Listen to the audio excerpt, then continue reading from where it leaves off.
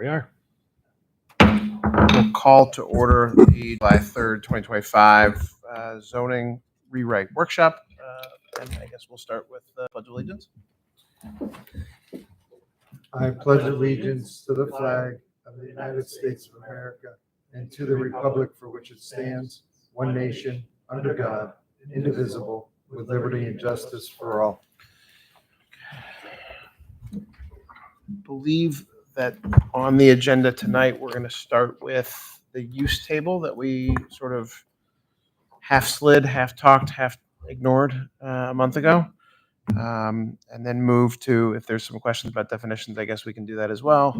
And then slide into signs from there. So I will turn the meeting over to Meredith or Andrew. Yeah, I'll give an update again, just for those that weren't here that last month. If you were here, you might, this is going to sound familiar, and also for the board's recollection is that this is a public meeting to provide the board with an initial review of various sections of the ongoing zoning ordinance rewrite. This process has been going on for a couple of years, and we're trying to have this ordinance, or we've been tasked with having this ordinance ready for adoption by December of 2025. So we're presenting various sections of the ordinance as we have them prepared, so that when we do bring this forward as the entire ordinance, you're not overwhelmed with, a couple hundred pages of verbiage. Tonight, we're looking at, as the chairman said, the use tables, definitions, and get into the sign provisions. Again, this is intended to be a broad view to get a reaction from the board. We are going to be continuously going back and looking at things. We had a meeting this morning, and we actually started going back and looking at definitions, even though we're looking at additional requirements. So we're all trying to piece this together and make sure everything's consistent throughout. So keep in mind that the sections that are going to be reviewed tonight are going to be continuously refined, and there's going to be future adjustments and revisions. So I don't want to get into spelling, and punctuation type comments. We can answer questions as we get through these, and if anyone from the public has questions, just if you present them to us, we'll take those into consideration as we move forward. Some of them, we may accept. Some of them we may find, that they're not appropriate. So with that, I'm going to turn this over to Meredith, who did such a great job last month. So she's going to continue with this month. All right. Thanks, Andrew. So I was thinking that we could go through groups of uses, and I would highlight the ones that had major changes. And then if there are any other uses in that group that you would like to discuss, you can just bring those up. So I figured, since there aren't many changes to the agricultural uses or the residential uses, we could just go for the jugular and get into industrial. So the first two they kind of go together. It's light industrial and heavy industrial. And the last time I had mentioned that we're reworking light industrial. So I don't want to get too far into the weeds, but just the reason that we were trying to present these as specific uses is because when we went through the existing ordinance, there were long lists of uses, especially in manufacturing, and we were trying to categorize them and see where there were commonalities. So we were looking to see where they were permitted in the same districts and where they were the same, not the same use, but similar types of uses, and where we could maybe consolidate and look at additional requirements and consolidate there. So that's where we kind of landed with heavy industrial, and the intention is that it will consolidate a number of uses that were only permitted as conditional in what is now the GI and what will be the I-4. And that's just to sort of streamline the use table and the definitions as well. And there was a similar thought behind light industrial, but it's not quite working right now. So we're still looking at that one to consider how to move forward with it. We may end up relisting all of those uses, but I'm not sure just yet. So that last part again, I didn't quite catch it. About light industrial? Yeah. We're still reworking that. I don't think it's working the way it should right now as one consolidated use. So we may go back to the list, but we're trying to avoid long lists in the use table. We're going to have a use table that only lists permitted uses, conditional and special exception within that particular district. So they'll be broken down that way. It's a little cleaner, it's easier to read, and it's easier to find the requirements for those uses within the district. Okay. That's going, I mean, just from a process point for someone who reads these, that's going away from the chart and into more of a affirmative listing of approved, special exception, conditional, not listed as prohibited. Or are we still using a chart form? Well, we will still have, what we've talked about is having one overall use table that would be a PDF that would sort of be an attachment to the zoning ordinance. And then within each district, it would only have the list of permitted uses.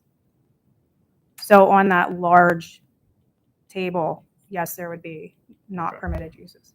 So we're removing not permitted. It's just all either conditional or permitted Or special or special exception exception. within that district. Okay. Are there any legal issues with doing that? Like if somebody comes in and it's a use that's not in there. I mean, the assumption is it's not permitted then. Okay. As long as we write it that way, I guess. Yeah. Okay. All right. Some townships consider that a special exception if it's not listed. That at least gives the zoning hearing board an opportunity to take a review. Because calling it not permitted at all puts you in a different spot from a practitioner point of view of how you have to establish it. Andrew, can we consider within the body of the ordinance itself some line specifically how to deal with those uses not listed? Because we can't imagine something that's going to happen 10 years from now. I think that we'll certainly have to take a look at that, and that's a good suggestion Yeah. to handle That it from a covers the- special exception. Covers the standpoint. nowhere coffee problem, where if it's not listed, it's not denied necessarily as, Right. as a prohibited use, but merely throws it either as conditional to give us the opportunity to review, or a special exception, which gives us the opportunity to object. Just giving a pathway that's not as prohibitive. Right. And the way that the current zoning ordinance is written, it gives the zoning officer some discretion to try to Shoot. find a similar Yeah. type of use and apply those standards, but it might be better to just use the special exception process. Well, it also gives the zoning officer a ramp off, right? So that Correct. if it's not in there, he doesn't have to say, my discretion is, and that, when we had that fun hearing a year and a half ago, there was hurt feelings and accusations of personal anger, when instead he can say, it's not on there. It's not on there. I don't have discretion to say it is on there. I'm going to throw you to a special exception to the board. And we have a general special exception language within the ordinance that's, within the character of the community, the sort of standard zoning stuff. I think that's a good comment. So wait, I want to make sure I understand, because maybe I'm not understanding it. So right now, I'm going to give an example. Say you have use right now that's not permitted.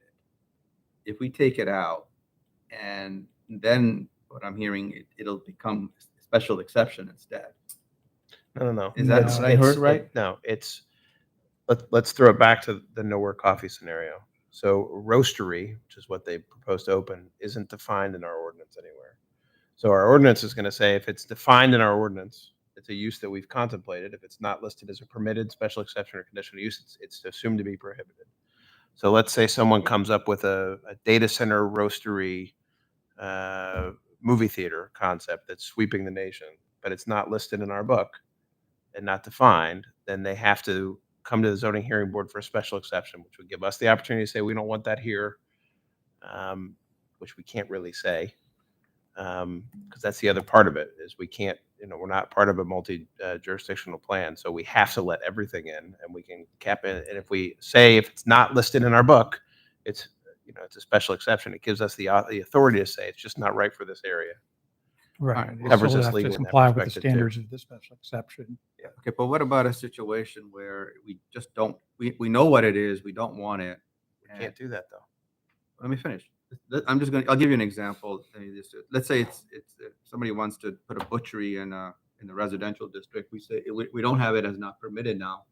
It's just empty. Does then automatically then the Well, person can go to the zoning hearing board as a special In that exception? scenario, I imagine within their definitions, there's something about a slaughterhouse that would There mean is. that they can't do that there. Well, there is now, but what I'm hearing you say it's just not going to be there now because it's not. You're permitted. missing we're talking parallel tracks here, Sonny. So what we're talking about is it's not, if it's not permitted, special exception, or conditional use, it will not appear on the table, which means it's prohibited. If it doesn't appear on the table, it doesn't mean we don't have a definition for it. It just means we don't want it. That's sort of the danger in, I didn't see it on it, so therefore I'm entitled. No. It's defined. It's defined in the ordinance, and we're not allowing slaughterhouses in a residential community. You can apply for a variance. in Okay, that- I in that see. Context. Okay. Just because it's not listed as approved, it means it's prohibited, but it doesn't mean our ordinance doesn't address it. Does that make sense? I think so. So you're saying because it's on the use table and it's not permitted, and it's not there, then we can Right. write it as that's not permitted. I would urge you to consider it more in the nowhere coffee scenario, because it's a good scenario to imagine, because when Marv evaluated it, what they were proposing, we don't define anywhere in our ordinance. But because the law is the law, we have to allow it somewhere. He denied it and said, you got to go to the zoning hearing board and let them figure out what the standards okay. are. And we're doing that. But it's making sure that we have specifically the cover for our zoning officer. If it's not defined in our ordinance, it's a special exception, and that's the Okay, all right. So the distinction between what we're talking about is in one case, it's in the use table, the other case, it's not. So that's Right. That's your distinction. It's in the definitions. It's in the definition. Sorry. Okay, Please. I got you. Can we please, underneath the title of the chart, have a note that explains that this table does not include all permitted or non-permitted uses? Please go back and state the section so that at least someone can't say, well, I didn't know that wasn't. And that Way I pulled the table out and it wasn't in there. that'll be in the administrative provisions, that if it's not a defined or accounted for in the use table, then it would be. No, but what I'm saying is we will define things that are not permitted. And they'll be in a different section. They won't show up on the table. We need to tell people that Okay. not for the guys that do it every day, but for the casual person who's looking to open something and they're not familiar with, and then they actually purchase property without. They should hire an attorney and have somebody do it, but I'm just saying. In our current ordinance, do we have anything that says if it's not, if the use is not on the use table, it's special exception? Essentially, yes. It does. Any use that's not defined as in the table goes to the zoning hearing board. But it doesn't necessarily give the right Correct. exact standard, which Correct. is what I'm advocating, Okay. that we define it. And I Yeah. prefer it to be a special exception so the township has the right to object to it within that use, as opposed to bringing it No. here where we're sort of the. I agree. trifecta at that point. That actually protects us from a curative amendment too, because then we have a cover. So I'm with the process. I was just trying to Yeah. understand the distinction between the two. I got you. Okay. And I think, Jim, on your question, I think we both have to see it before we understand I want to see what they're talking about. I can't visualize the chart as they're saying it. Oh, no, I But understand, but yeah. if that concept Yeah, is going to occur, the disclaimer will be there. yeah, somewhere. just something to. There is a Point somebody. disclaimer in the current use table that is basically under all the groups of uses. It'll be like other uses not specifically listed in this section, and then it explains the process for it. So we'll keep something like A that. catch-all. Yeah. There's It's a catch. There's That's a good. catch-all at the back end of our use table now, Mhm. Yeah. but it's not as clear as it could be. And you'll update it to match whatever we do. Right. So heavy industrial, light industrial, are we doing the I-1, 2, 3, 4, right? Yes. And then there's still going to be an LI for the light industrial. It's not from the numbers. No. So for some reason, this GIS map is showing both the current and the proposed districts That's helpful. simultaneously, and it needs to be correct. I feel like last month it didn't do this. There's something weird that happened to it. No, it didn't do this. Your wipe worked perfect. You're right, I because know. I was, You're when I right. was looking We at were- it, I was like, something's wrong. Yeah, something's off. So Okay. I'll just talk to our GIS person and have him fix Okay. it. But just keep that in mind that it's showing overlapping districts. right Okay. now. But for the, Hopefully they saved on each rev so that they can go back to the rev that. I'm sorry, go ahead. so the I-2, 3, 4, the use table that we've crafted for those is an increasing level of intensity of use in the industrial, so that the I-2, without calling it a buffer zone, we're trying to gear that more towards, we're going to call it residential friendly industry. The I-1, The I-1, but yes, as compared to I-4. yes, So the conversation still remains in my head. I just missed the I-1 part. yeah, So the goal is within the use table that you've looked at certain levels of industry. I know there's an artisan industrial use that's Mhm. more of sort of almost a mixed use within the industrial. right. Those are focused towards the least intense use, Where the I-4 is where we have like Bimbo Bakery, big, heavy machinery. Yeah, and it's not that there wouldn't be any warehousing. So warehousing and logistics is the next one on the list. And what I want to explain about that is that it was broken down into two different uses. So it's warehousing logistics large and warehousing logistics small. So only the small would be permitted. I can't remember. I think it is in the I-1 and I-2, and then large would be for the I-3 and I-4. So it's distinguished by size. So 25,000 is that limit for the 25,000 square feet is the limit for the small, and then anything over 25,000 kicks it up to a large. And do we know at this point how many, for the I-1 and the I-2, how much nonconformity we have if we cap it at 25? I don't think there's much. So I will say this, we haven't looked at it again. This was something that was proposed in 2022, and we're just kind of moving along with it. So we do need to go back and check to make sure that we're not going to create a lot of nonconformities, but we were using a section that was intended to be passed. It never actually made it, but it was reviewed by the Planning Commission. So it was vetted and it was recommended for approval, but it just never got there. And so we just went back to that because it seemed to make a lot of sense. Okay. Sonny? I had a question. So so we have a limit on small warehouses. I'm just going to keep it simple. We have no limit on large warehouses, right? Correct. As a max limit. And I'd like to consider having someone look at it to see what is the right amount, so we don't have these mega warehouses where we have, let's say a developer comes in, buys 2 lots, and now we have 4 million square feet or something. Do we really want that? And I don't know, I have a number yet in mind, but maybe I was thinking this is where. I'm not sure. Can we do that? I don't think First we can. off- From First off, My knowledge is- honestly, can we do it from what's Well, left, yeah, that's, what's left to develop? well, but That's the first. well, let's imagine a scenario where someone buys Air Products in a next door lot and they can get 4 million square feet. I'm not sure legally we can have a restriction on size because that puts us in the place where we're denying a use that's allowed under the law of the Commonwealth of Pennsylvania in our township. I believe you're correct based on what I've learned in the Yeah, past. I wouldn't feel comfortable doing that, and we'll try to address some of that with setbacks and buffer yards and things like that to try not to take up the entirety of the lot. But if there's a lot that's large enough to handle that, then, and it meets all the other criteria, the special exception, then I don't think we can say it's too large. And I'm asking to understand, haven't we done that with other uses, Meredith? I thought, We are capping some square footage on uses, but not as the largest possible extent. So if there is a maximum square footage, and I'll get into this a little later.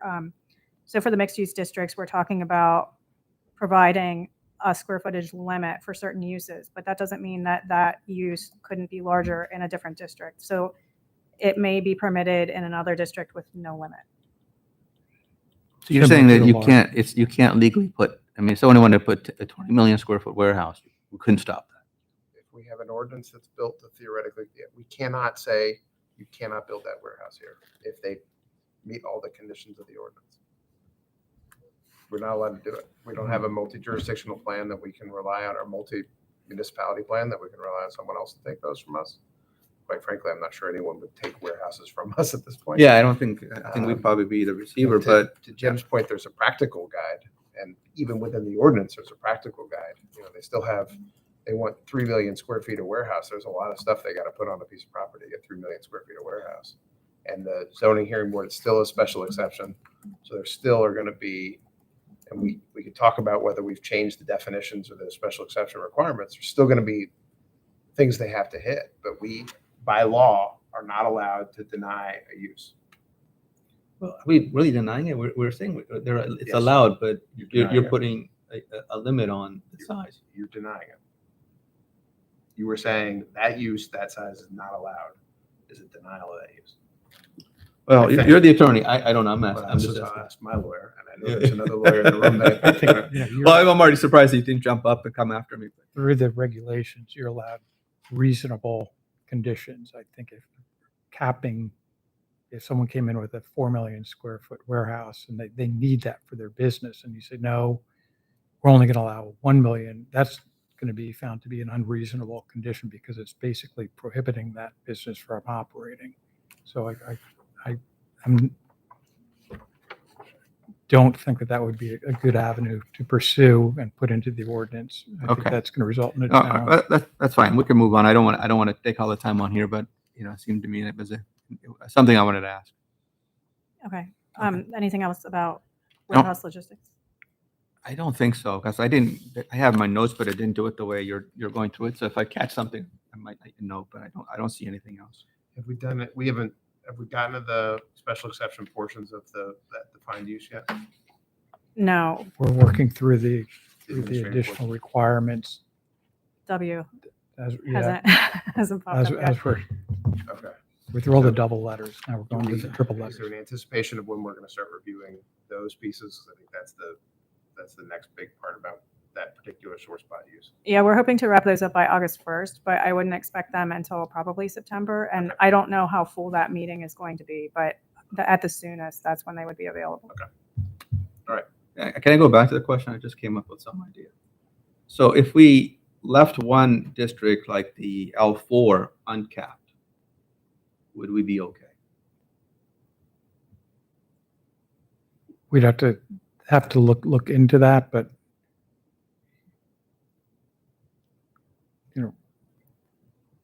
it would be the year. I have to consider that. Okay, I don't- let's keep it open, but if you guys could look at it, I mean, there might be an angle here that would be legal, but I see what you're saying. Yeah. If we're capping at L1 and L2, maybe we have L3 be up to $1 million and L4 is anything above that. yeah, And it almost becomes a practical limitation as opposed to a zoning limit. right. And then if we could I ask that we could at least look at that, at least from a legal perspective and an engineering perspective, to see what would that number, and I'm just throwing that, you threw out the million. I don't know what the right number is. We'll probably want to look at non-conformance as well, but I'd like to request that we at least look at it. That's all I'm asking, is a look-see, and then come back and say what do we want to do. That's We cool with that? I think it's a reasonable request. All right, thank you. And Jeff, to get back to one of your questions with the I-1, whether or not we're creating a lot of nonconformities. Meredith, that's, I can't tell by the map, but a lot of that's up. Before we leave his question. So where we already have a lot of warehouse, building after building, Prologis, just saying, it's going to liquidate and find people to buy some of the properties. Somebody comes in and wants to buy 2 of those facilities, and now when they combine that property, then they want to put it into one property, they combine it. Is that going to be not allowed because it'll be over the cap? We're talking about, in that scenario, Tim, you're talking about they're combining the buildings or are they combining The properties. So we'd have to figure out if you can have 2 principal uses that are 2 warehouses on the same property, which is sort of a half different question. Yes and no. I mean, That's you why it's a use half their different question. products. Yeah, Their no. products is not 2 million Yeah. square feet. No, It's- it's 3 different warehouses. It's 3 different warehouses. Right. But that's where, So, I'm the- confused when you guys are talking cap numbers. What I are think you that's per really, building. what are you really talking? well, and that's where the question gets interesting, which is if we're talking total space on a property, it's also trying to figure out a way that we are not making everything in a certain district non-conforming, because you don't want to do that. You don't want to just blow everything I'm- use out. And it's having that question as That's- we look into it, how do we do the math, right? Are we doing it as all combined buildings on a parcel? How are we handling like the Air Products parcel that has 3 warehouses on a single tract? How do we handle the math on that? I think it's an interesting question, but it's one that we can look at, and we may ultimately dismiss it, but I think it's worth taking up. All I'm looking at is to study. Let's study it to see what options we have. And I don't, like I said, everybody's raising good points, and I think we'd still have to work through it. All I'm asking is a review.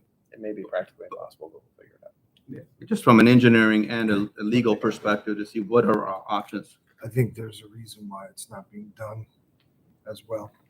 Other people aren't doing it. Okay, thank you. But where I was going with my answer to one of your questions about the non-conformities, I think the I-1 and I-2 are mainly in the, like the Iron Run area. And the reason why we're limiting those to the small, there will be nonconformities, but the concern is if those would get redeveloped, then we want them to be smaller warehouses and try to, Well, yeah, that's the goal of what we're doing is a vision of what we're going to be. right. But at the same time, we should make sure that we are not willy-nilly making more things non-conforming than they have to be. And 'Cause we're- that's where we get into some and we're- litigation issues. Considering that Yeah. throughout this process. Anybody in the audience have questions about industrial districts? See what I did there? All right, if it's all right with you, or anything we've talked about so far, Yeah, for newbie, when you say you gotta come up and introduce yourself for me, please. the first word was I newbie. still don't know who you are. My name is Ahmed Islam. I'm a commercial realtor. I said I'm a newbie. Now you know why. Oh, when you said I'm L1, sorry, where I1. do you live in the township? or- Yeah, I live in Fogels, in a block away from Lone Lane Park. Okay. When you said L1 or these, can you? I'm trying to understand the map. I can see it very well over here, like the color coding. Yeah, can you, on the map we're looking at, can you So slide it maybe- over to what the new one's gonna look like? Unfortunately, It doesn't work.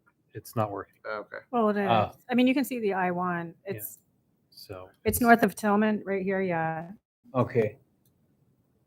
And those are smaller parcels, which is, it was designated as I-1. There are only a couple larger ones, but I think the size mostly works here. I know that it was looked at. We need to go back and confirm that we need to identify what would be a nonconformity basically. But yeah, these are smaller parcels with smaller buildings.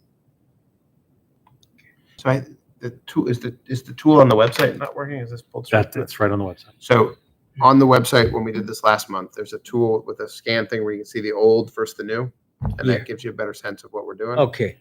It's just not working right now. Yeah, So it's a right. bit confusing. I understand. Which is why there's L1s and HCs and things that don't necessarily otherwise They shouldn't be exist. together. Yeah.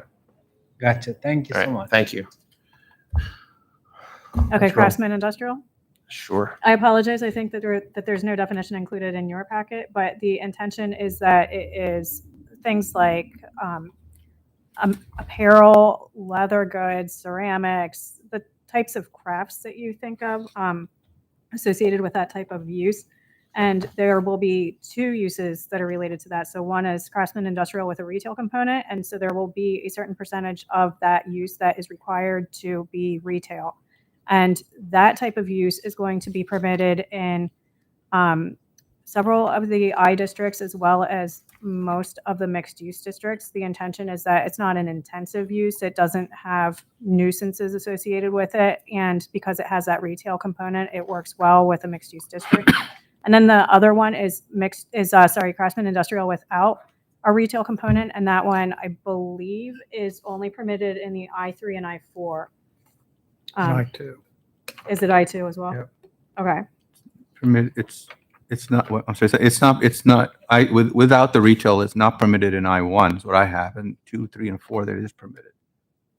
At least that's what I have on the, Yes. I-2, I-3, yeah, I-2, I-3, I-4. yeah, Because in that sense, then it's more industrial okay. and less of a mixed use type of, it's less compatible. Refresh my memory, what is this Craftsman Industrial, what kind of products would be made out of there? So ceramics, leather, apparel, it's things that don't produce any kind of nuisances and are usually associated with like a craft type Okay, like, store. okay, it's not artsy stuff. They'd ship out of there. They'd have a retail component, It's a manufacturing component. startup and manufacturing is essentially Basically. what it is. Small Mhm. scale. Okay, Keep going. Okay. We're good. I wanted to point out that we do have a placeholder for data mining, data centers, crypto mining, crypto centers, and we passed that off to a consultant, and they just provided us with that information maybe 1 week ago or less, and so we'll fold that in. We didn't have it when we sent this out. no, that's fine. It's all new stuff. I mean, I think There's 2 townships right now that have it. The load, the issue, heavy electrical use Yeah. and heavy cooling. So you're going to have outdoor heat exchangers with fans, almost power plant like, Mhm. a small cogen plant Yeah. size of ventilation. So they're going to be hard to get power to in the first place, but they will have the capability of having annoying fans and Noise. eyesore and noise. Yeah. So we're putting them in the R2, right? Yeah. Which district are you? R1, baby, R1, right next Which, to my which, house. which, yeah. Right smack in the R1. Okay, no, yeah, noise, I think I can say, there's a couple of townships that already put one in. I think Palmer did one, and I think it was Upper Mount Bethel. Okay. So you may want to check that. And noise was a big component. I worked on one a couple weeks ago. They- It was- Yeah. The draft or the proposal that we have from the consultant requires them to have solar on their roof. And it requires that if they have any external, electrical or things that generate noise, they need to shield those and put up sound devices to quiet those. Yeah. And that's a little bit what I talked about in the potentially Right. other industrial uses that are known to have these kind of really noisy outside operations to try to do the same thing. And that's what I said We're- when we looked at it. We're Yeah. Those are talking what Tony's looking about for. Yeah, that's what I'm looking for. a cooling tower or heat exchanger, the size of one that's probably sitting on part of Air Products building to do HVAC at their building. It's not, and that would be for a standard investor crypto, couple thousand machines. It's significant. So, and don't laugh, but there's things called micronuclear reactors that they're coming Yeah, out with. micronukes, yeah. And so, like areas where maybe you think it wasn't enough power, I'm concerned because now you can just drop it in.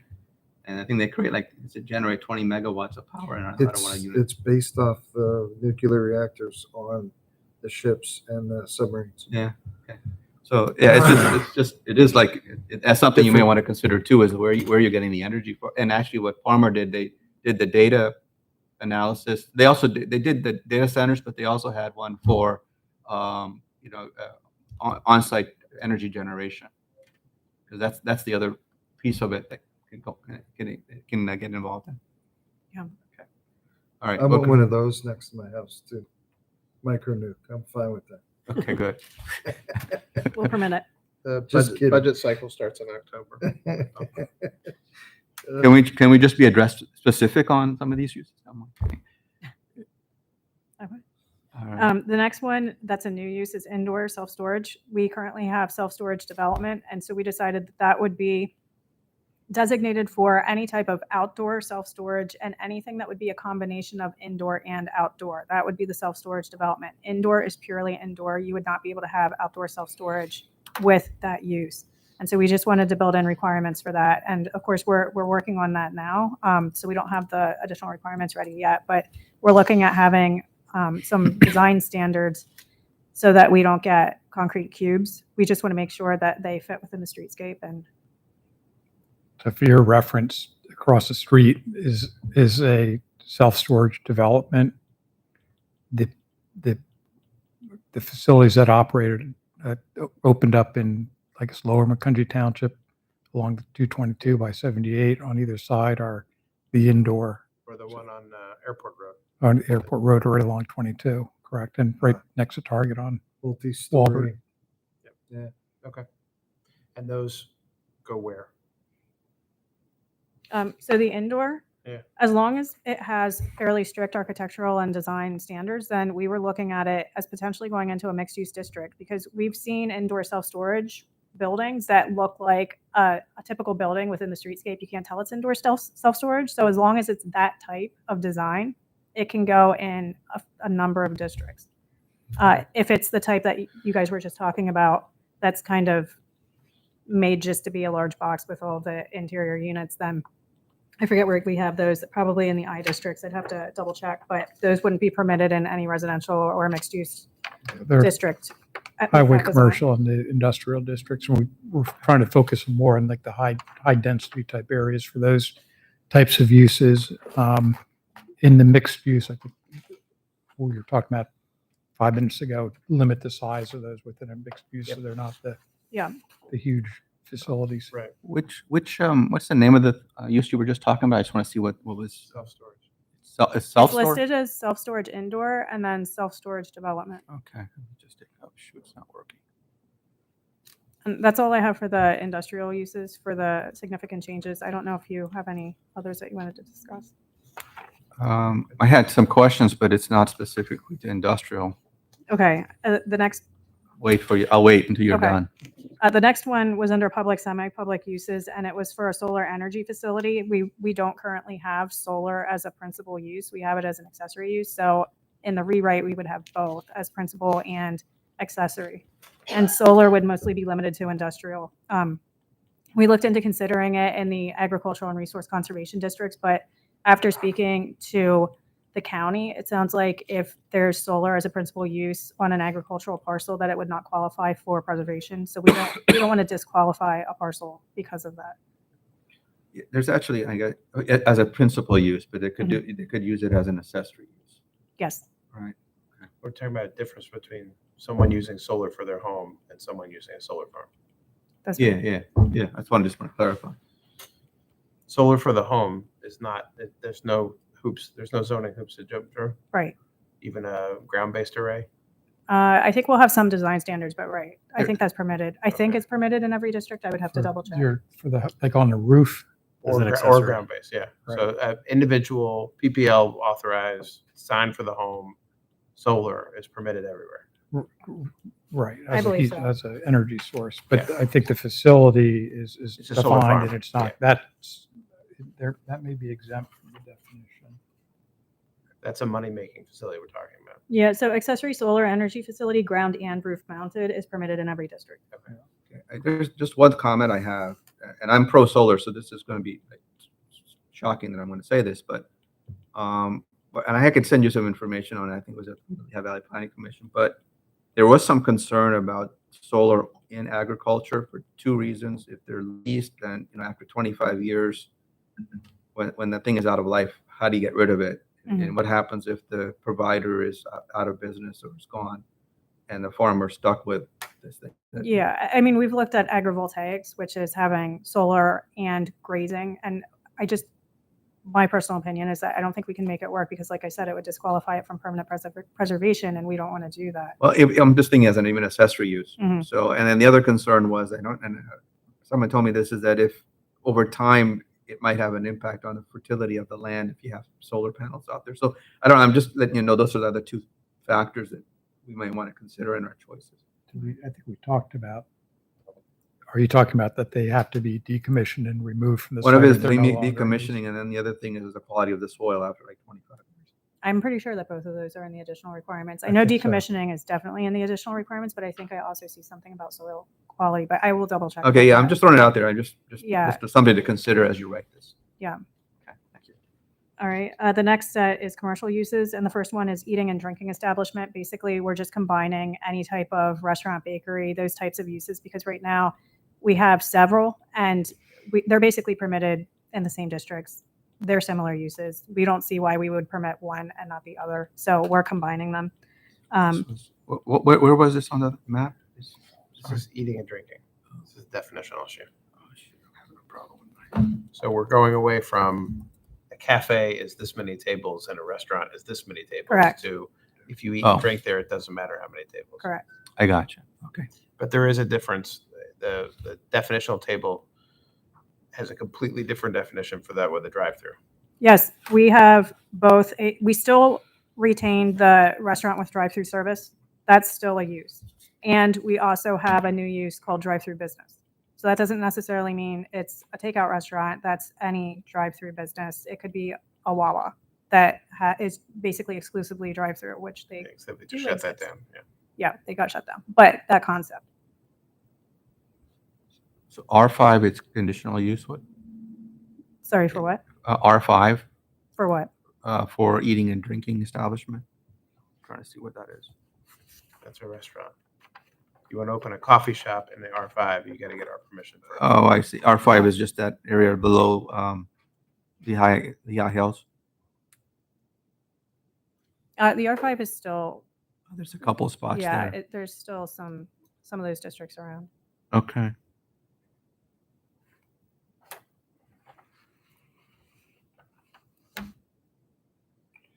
Go ahead. Anything else? Okay. All right. Go ahead. Sorry. So the next one is hotel. Oh, sorry. Just because I know. Okay. Good evening, Andrew Hoffman from Gross McGinley. I did have a question about the change from restaurant to eating and drinking establishment. In a number of places in the ordinance, restaurants are specifically mentioned, such as a hotel. If you're changing restaurant to eating and drinking establishment, will that mean that where a restaurant is referenced, a broader array of eating and drinking establishments will now be allowed? Because the definition, for example, of a hotel didn't change. It still specifically mentions only restaurant. Yeah, it'll be updated to eating and drinking establishment. We just haven't done that yet. Okay. And the concept of a restaurant.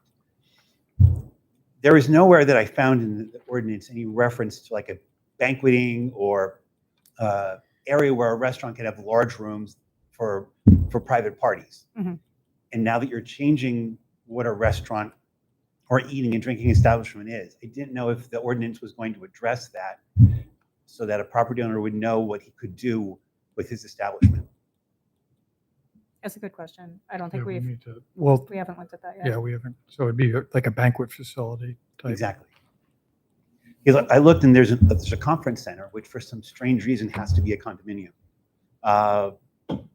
And there's an auditorium, commercial auditorium, but there doesn't seem to be a way to fit a banquet facility in. Yeah, I think the only place that we looked at that was for a membership club, but understandably, that's much different than what you're Mhm. talking about. Because it also has an impact on parking, Mhm. among other things. Because most of I assume that the way parking is going to be defined for eating and drinking establishments based on seats still. Right. So banquet facility or a conference center for that point, which we can talk at some point why it's condoed, but or whether we're actually even doing that. But we have to figure out a way, because if you have one that's a big room, but you're closing off the restaurant to use it, or you close off your restaurant to use it, but now we're requiring you to have more space, maybe we should look at the parking requirements there too. Sure. Yeah. But, I mean, a banquet facility or, a reception hall or, something like that. That's a good comment. Okay, thank you.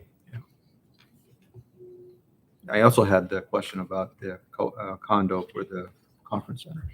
Okay, we'll look at I'll it. hold off on that then. We'll have to put a pin in that one. I don't have an answer. What's that? It's weird. Okay, you're not going to answer? That's- No, I don't have an answer. Oh, you don't have an answer? I don't know the reason for that. Refusing. You're refusing to answer? Okay, I got that. Plead the fifth. I won't Okay. ask you then. Next one, hotel and motel. Right now, they are one use. It's hotel/motel, and we're breaking them apart. We think they're two distinct uses. So they'll have different additional requirements, and they'll be permitted in different districts. Okay. And within that, to Andrew's question, we should be considering how we deal with a conference center within a hotel. I think, if I'm remembering correctly, I think we landed that we would allow a conference center and the hotel would be required. Was that right? I think so, yeah. Or to that in the banquet room. The same concept. Yeah. If they want to have a wedding facility there in the hotel, how we calculate within what's allowed, and what we need, extra parking, less parking, whatever. Yeah. Because we're running into these areas where it's never a single use anymore. Right. So if we just build that a hotel with any inside accoutrement could be X, that's fine, but we need to fill a concept that gives developers an idea of what they can and can't do within the hotel structure. Right. And it gets into, at what point does an accessory use Shift to the shift? principal use. And so that's It's tough. where we struggle going through some of these definitions Yep. and uses. Okay. So the next one is that we're going to include short-term rental, and we do have a number of additional requirements that are already created. So I could pass those along if you wanted to read through them now. This is Airbnb, yeah. Yeah, VRBO. Airbnb, Verbo, yeah. And this is just what's the general thought on these? special exception? Is it you can do what you want? Is it how do we catch people? How do we enforce? We have them as permitted in the ACRC, and then the residential districts, they do, and then the mixed-use districts, they do have a number of additional requirements.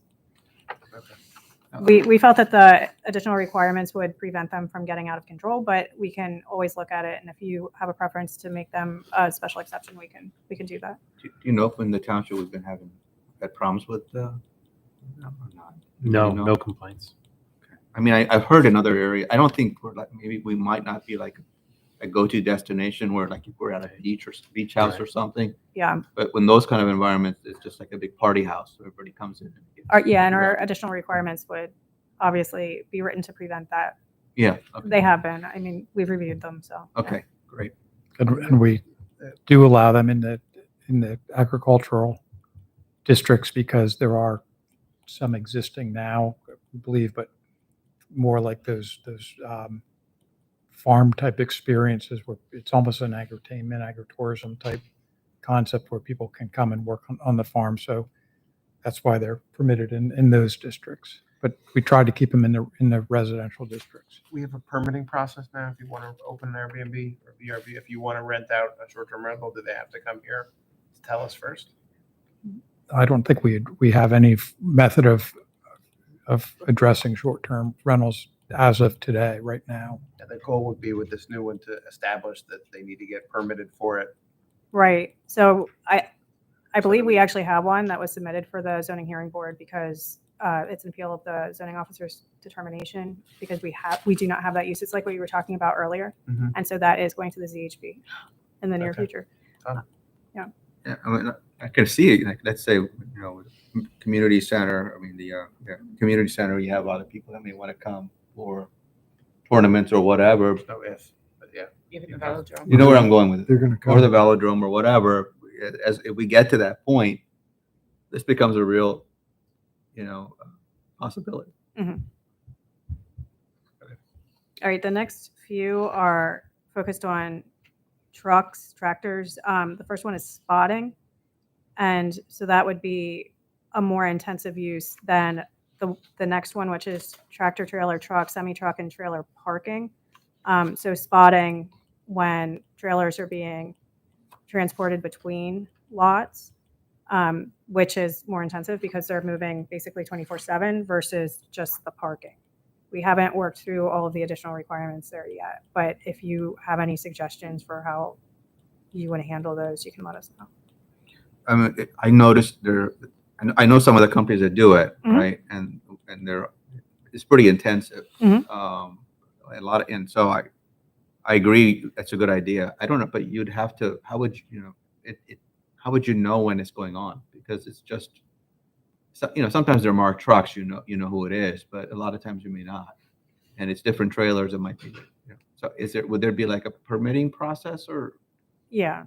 I mean, they would have to give that information about whether it would be considered spotting or if it's just parking. So yeah, I think we would need You'd have to know do that. something to be notified, because sometimes it happens like in the moment. Right. That's It would keep in mind that these are the principal uses Mhm. of a lot. So it's not it's a not couple necessary. sitting on a lot. This is, Right. you would notice, if it's a lot just used for the jockeying of the trailers back and forth, you're gonna know that use is going on. Do we have anything that's just, We've had some proposed over the years, but they never okay, came through the actual approval process. all right. Well, what I was thinking was different. What was like, it's an existing facility that hires a third party to do spotting. And there has been some warehouses and some facilities will do that if their lots are empty. I think they were doing it at the Amazon lot at one point in time, but I think that stopped then. Yeah. Okay. And then going along with that, we have tractor, trailer, truck, semi-truck, and trailer repair facility. We don't currently have that usage. We just wanted to be able to regulate it. It's a good idea. What was it? What do we consider that now? Truck stop? Outdoor storage, right? I think it's outdoor storage. I don't think truck stop would be for that, for the repair. That makes sense that take it out of the definition of outdoor storage. That certainly is incongruous Yeah. at that point. No. Well, I think outdoor storage also serves for parking as a principal use. So that's why we want to introduce that one too. Yeah, I mean, you definitely don't want it out, you know, if you're, I know we had some complaints with some of that going on adjacent to residential, and there was concerns about people working outside or whatever, so I think it's a good add. Yeah, thank you. All right, the Wait, next, can I yes. just jump back to something you just said, Meredith? yes. We're defining outdoor storage as including parking? No, currently, if somebody wants to have truck parking, correct me if I'm wrong, the trailer parking, that gets classified as outdoor storage. We just had a conversation with Marv about this earlier Yeah, today. there's currently no use for just parking as a principal use in our Okay. zoning ordinance. Are So we- the zoning, Adding that in? we are in the future adding In we're- here. for parking. Right, Yes. we're adding, so right now, because it's, we're hoping to sometimes fit a round peg into a Yes, octagonal hole. right. So we want to make the octagonal peg. So Right. are you thinking of What that as the was the, I'm sorry, just because we had something come up. I'm not sure if you were here, but you were. When Mr. Jandal was proposing the parking along the bypass on Citronia Road, what was that coming through under the guise of? Do you remember that plan? I do remember. That's the one, that's one of the ones that I was referring to, that was What kind of was- a spotting type use. Yeah, area. yep. And that, I don't know how that was being classified, but that would have, That that's definitely spotting would use, have been exactly what we're. right? I think, The tractor trailer, truck and semi-truck and trailer parking, I think, envision the lot behind Wawa. It was kind of like that, I believe. Mhm. so are you guys, And by the truck stop on. That's a different Blue Barn, definition. and by Yeah. Blue Barn. That's it. you done? Yeah, I'm Done with done, you? I'm Okay, sorry. okay, because I also remember that we're speculating, there was another property on, that empty property on Ambassador and Mill. Yes. At one point, they were considering that Oh, as, that yeah, as well. And I had some concern about that, because that's just bringing a lot more trucks to up against residential, so I hope, and when you're putting it in the use table, I hope you consider that, it's just, we don't want that. Anytime when you bring a lot of trucks into that location, we don't want that in like the L1. We want to move it closer to like the interchange where there's not a lot of truck trips going throughout the whole township. Right. Yeah, in the draft that we were working from, there was a requirement. I think, was this for truck stop or parking? I can't remember, but there were requirements that had to be within a certain distance of an expressway ramp. Right. I know most truck stop definitions include some definitional aspect Yeah, to, or some distance aspect to the highway right. on Yeah. ramps, so it keeps it away from the nonsense. But I'd like to try to keep it away from the L1 district that we're trying to keep as a transitional. Mhm. If that's the right word, but okay, Yeah, I don't think it's permitted there. I think it's special exception in the I3 and I4. okay, cool. Okay. Okay. Moving on to institutional uses, just a broad comment that we've really reworked the definitions for group home, assisted living facility, and patient dependency treatment center, those types of uses. We wanted to clarify them and expand them a little bit. And then we also modernized our hospital healthcare definitions, and we've also written in urgent care. So we have a healthcare facility or campus as our large-scale hospital. We have a small format hospital. We have an urgent care center. So the differences are scale and overnight stays. We just don't currently have any use that's close to urgent care. Then we were retaining other uses like medical office and hospice. And I had a question related to this. There was, I can't remember the name now. I wrote it down. But it was the use that was related to, people that are going through recovery. Mhm. And so- Rehab? Huh? Rehab?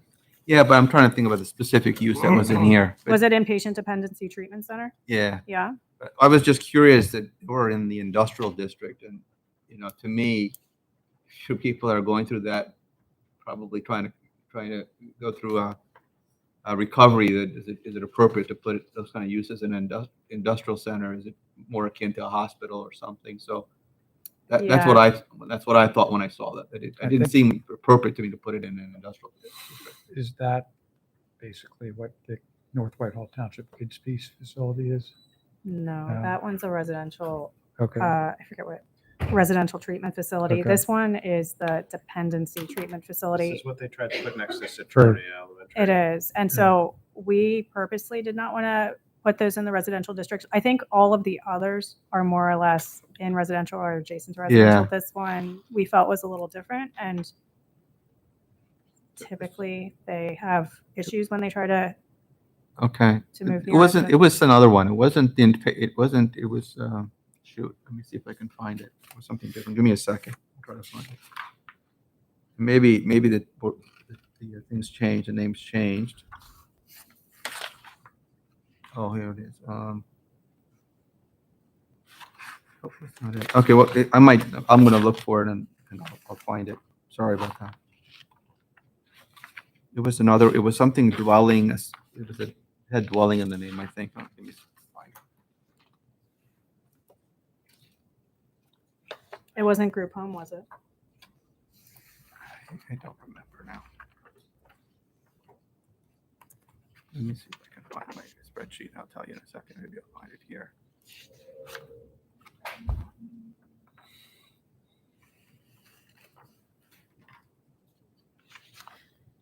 I don't want to hold you up. If I find it, I'll let you know.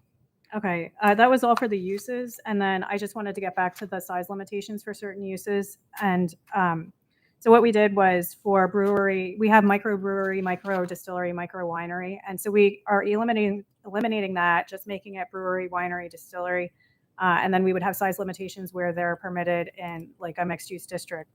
The other ones that are similar are hotels. So I had mentioned that it would be a smaller scale in a mixed use district, and then they could be larger in an industrial or an HC district.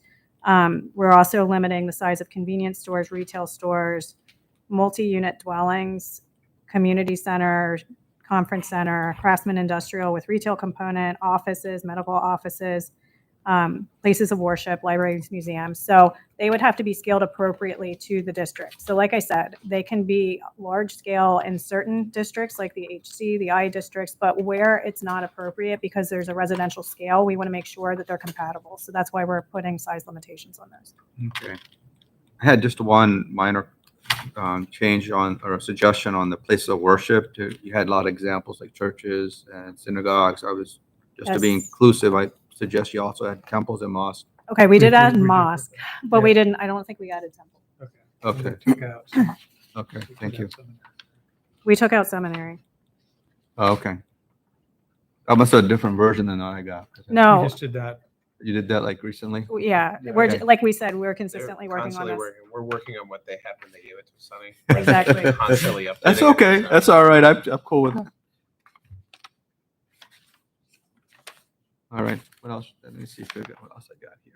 That's all I have for uses. So if you have any questions or you want to ask for public comment, and then we can switch over to signs. Sure. Andrew. Sorry, Attorney Hoffman. Thank you. Have you published the size limitations that you just mentioned in terms of the multi-unit dwellings? We're still working on that. And so that will be available when we get to the mixed use districts. And then you'll see it in the additional requirements for that specific district.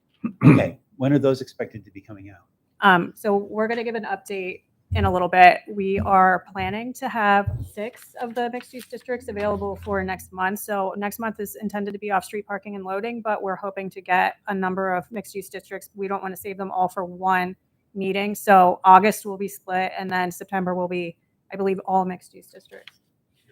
The other, yes, but I meant exclusively mixed use districts. Sorry. Okay, thank you. Sure. Anyone else?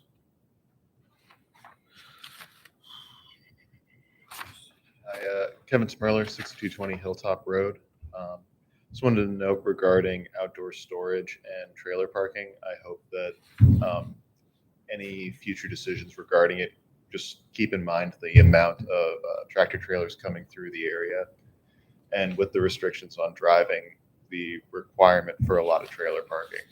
I know I drive through a lot of the industrial parks, and everywhere there's a big shoulder, you have tractor trailers parking overnight.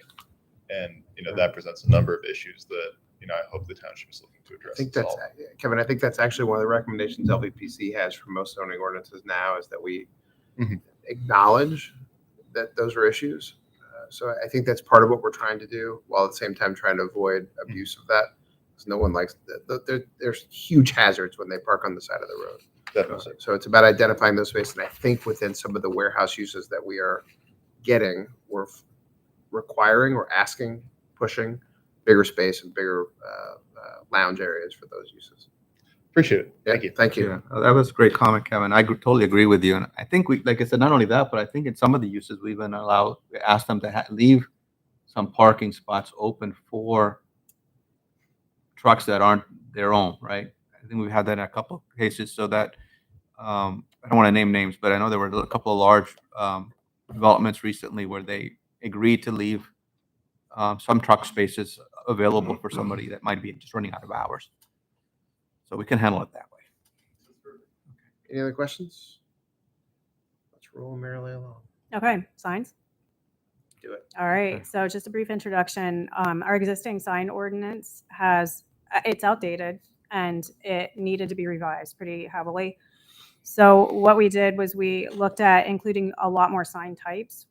Our current ordinance has a limited number of sign types, and it also is very content specific, and the Supreme Court has ruled that we can't regulate by content. So what we've done is try to introduce a lot more content neutrality into the sign ordinance. We're not quite there yet. We still have some work to do. But moving through the sections, there are a lot of parts that got rewritten, like our purpose statement was rewritten. We have a lot more definitions. We're also putting all of the sign specific definitions into the sign section instead of having them be referenced at the beginning under the general definitions. It just seems easier to have them all in one place. And we're still working through the last few parts of the sign section. So the table that's in there is incomplete. It'll be completely redone, so I wouldn't focus too much energy on that. It does not have mixed use districts because there will be different sign standards for those districts. So that'll come when we actually have the regulations for those districts in the next month and the month after. The other one that we haven't really been able to revise too much is the additional requirements. They're section 10, they're still under review. But generally, that one will probably have significant changes, and then also the temporary sign regulations. So those last three sections, our staff is still working through. Anything? Sonny? No, I'm good. Thank you. I have some questions.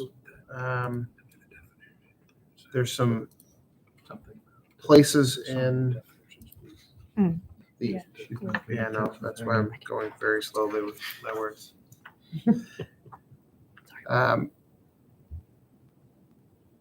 There's some the parts of, and Meredith, you and I talked about this, that this is still being reworked Yes. slowly but surely. But like, for example, is a mural actually a sign?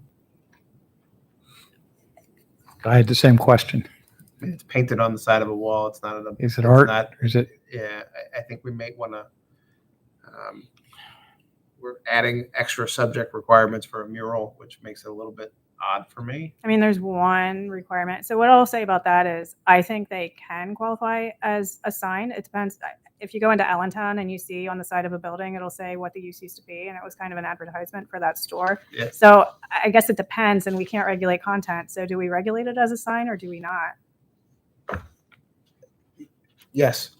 It's the best way I can answer that question. That's one of the things that I want to have that conversation. If we're affixing something to a wall that's considered art, that's not abutting out, like, you know, you could say it's a living mural and have some sort of nonsense sticking out from it. But I Yeah. think we want to encourage some artistic manifestations throughout the township, but putting any regulation on that seems a little bit weird to me. It's just a conversation.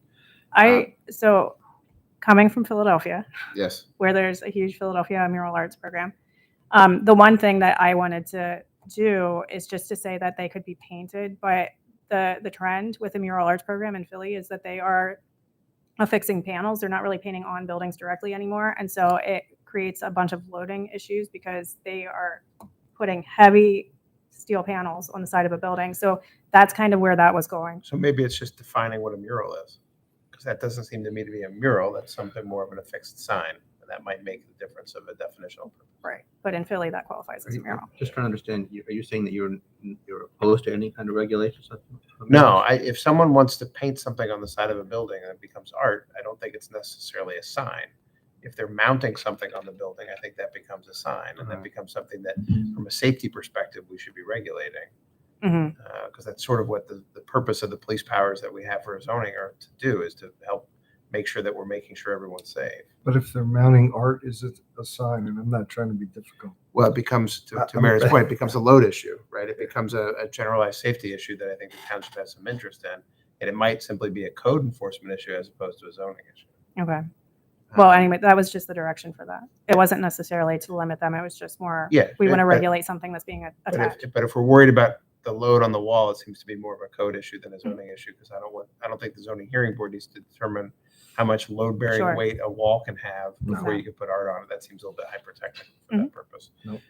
The other is there's some references, really generic references about properly repaired or to an authority. There's some vague references Yeah. that need to be shaped up so that it's actually an enforceable ordinance. Agreed. Properly repaired doesn't give any guidance to anybody about how to repair anything. Mhm.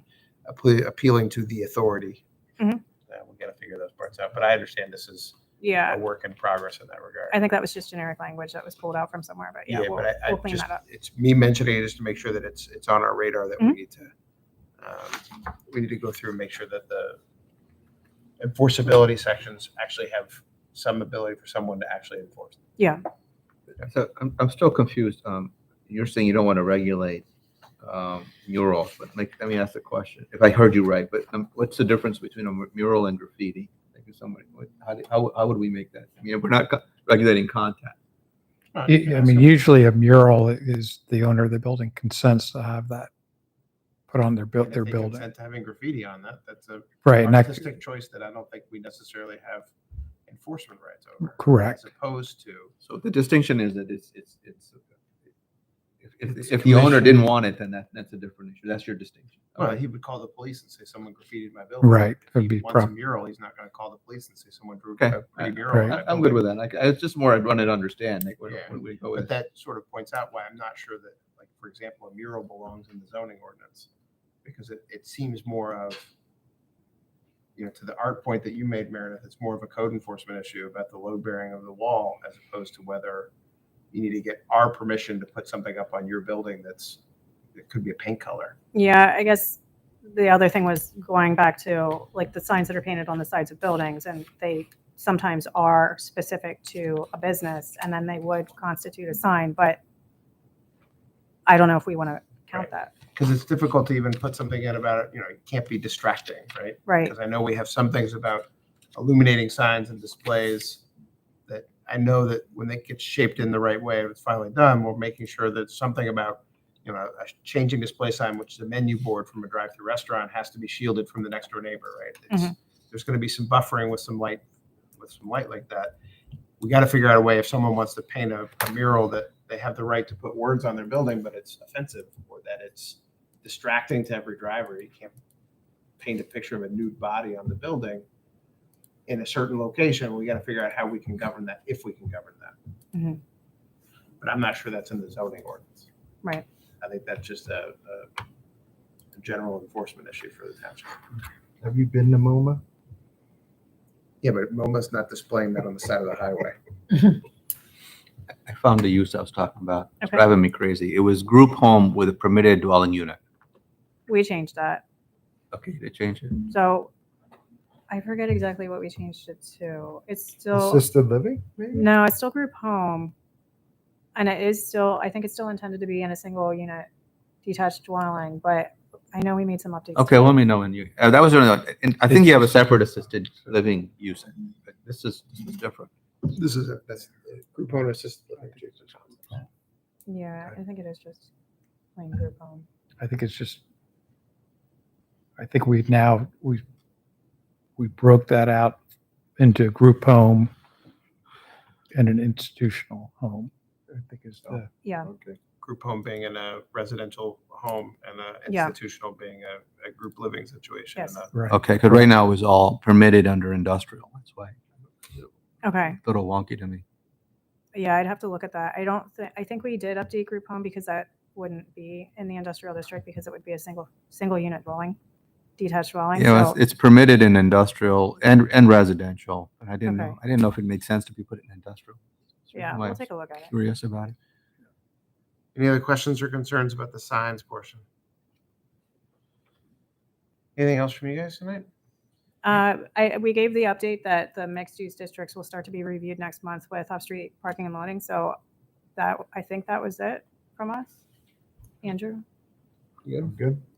I don't think, we're just keep rolling through this. As I said, we're going through the additional requirements now. So, I mean, sometimes when we look at those, we say, that's why we removed seminary, because when we look at the additional requirements, we said, well, really a seminary is more of a dorm situation. So let's take that out. So these definitions everything's still evolving and pretty fluid, but we're trying to capture, situations like that were brought up tonight, that we want to be certain that terms are consistent throughout the various sections. We're trying to capture, Jeff, you'll know this, some of the additional requirements would say, see this, but didn't say, just said C. So we're trying to get rid of all those. We're trying to get references to other sections out. So we're trying to really clean up as we go through and modify and revise this as well. But just from my perspective, you're doing yeoman's work. This is a lot of work to do. So speaking on behalf of Sonny and Jim and the community, we're very appreciative for the amount of time you're putting into it and the care that you're putting into it. Knowing that it's a living and developing document, we appreciate the challenges that you have in coming tonight to explain something that may have moved since we last spoke about it. So thank you. I'll remind everyone here, we are having August, September, October, or we just do August, September? Two more. So we have two more of these. The August hearing date is August 7th, and the September date is September, you know, off the top of the head. Something or other. First Thursday of the month in August, September, with the goal of having first reading and second reading in November and December of the ordinance to pass in December. Questions or concerns, you can always address to either to staff or to us. Our website, our emails are available on the website. Please ask questions. Help us help you in this process. Otherwise, I'll entertain a motion to adjourn the workshop. Actually, I had a couple questions that weren't in the other. Rock on. Go Should ahead. we? Go ahead. And I could do. We have a little bit of time. So just a couple of things that stuck out in my mind, and I don't know if it might have even changed by now. But one use was sewer sludge and land application of. Yeah, that changed to biosolids. Okay, is that still in residential? R1 and R2 I don't know. and I1. I don't have the update. Okay, here. so I'm just looking at that and saying I don't really think I think that might be a problem if you put it in a residential district. I will say it probably is a carryover from what's existing. Okay. So I would be willing to bet that that's what it is in our current ordinance, and that's why it's that way here. Because I think that was just carried over, and we only just took a look at it and changed Okay. it to biosolids. So I'm guessing whatever it was permitted stayed. Okay, well, I'm just asking, I'm just pointing it out, and maybe having you take a look at it, whether or not it belongs in residential. I already talked about the other thing. Recovery home was in I4. That's the only place it's special exception, and it's not permitted anywhere else. I kind of get where you're going with it, but it just popped in my mind. And bed and breakfast, no, yeah, they were permitted in the industrial districts, I1 through I4, and that kind of didn't make sense to me. Yeah, we looked at that recently. I think we left it the way it is because there are some older homes in some of the industrial districts, and we didn't want to prevent them from having a bed and breakfast. But we don't see it as encouraging. The building has to be of a certain age, so it's not like you could purpose build a bed and breakfast. Yeah, it's true. I don't know. I just, stuff like this just pops in my mind thinking, Sure. No. Would I want to be in a bed and breakfast in an I4? Probably not. We don't disagree. We looked at it too because it seemed Yeah. odd. Yeah. So Okay. it's conditional use in the residential districts now. Okay. Just saying. Oh, never mind. I am good. So the biosolids, I mean, somebody still needs to be able to have a compost pile. That's separate. So the definition of what spreading biosolids needs to be defined in such a way that it describes Yes. something like sludge being spread on a field for fertilization or Yeah, I'll take a look, but That's I all. think it does that, and there is an accessory use for composting, if I remember. Oh, And I actually, remember don't that see you it. had an exclusion for like, if somebody just wants to compost for their garden, that Yes. was excluded from the other things that you're talking I about. think it's not in the use table because I think it's one of those things that's just permitted everywhere. And Okay. because we had that list in the existing that, Yeah, I have to refresh my recollection on that. I know Yeah. that we did the change. technically eggshells and coffee grounds are biosolids. okay, They're all in my compost bin too, by the way. I just love all those guys. So, yeah, the other thing, just generally in R1, I saw stuff like membership club, animal cemetery, stable non-household. And I think we already talked about brewery, distillery, and winery. You said you guys are going to handle that with the size of the facility. But those are the things that I saw in R1 that made me question whether they belong there. yeah, I would just look at what's existing because probably those are carried over from that. I don't think we Okay. actually changed animal cemetery and. Might be an opportunity to look at it We now, can. though. Yeah, to Yeah, say, look does at- it make sense? and Yeah. do we want to keep it there? Just because it's there now doesn't mean it needs to stay there. Yeah, that's my point. Yeah, we have, I know we discussed animal cemetery for Mhm. the additional requirements, so I think, that may limit the use of that within the R1 because there's additional requirements that would, like lot size Okay. and things like that. Yeah, I'm just flagging the ones that if you can handle it that way, that's fine. Okay, now we can. Again, I think- Jim's made a motion to adjourn. I'm seconding. All those in favor of adjourning this workshop, so you have to say aye. Aye. We are adjourned. We can come back at 7 on the nose. All right, thank you. Thank you. And great Meredith, job. thank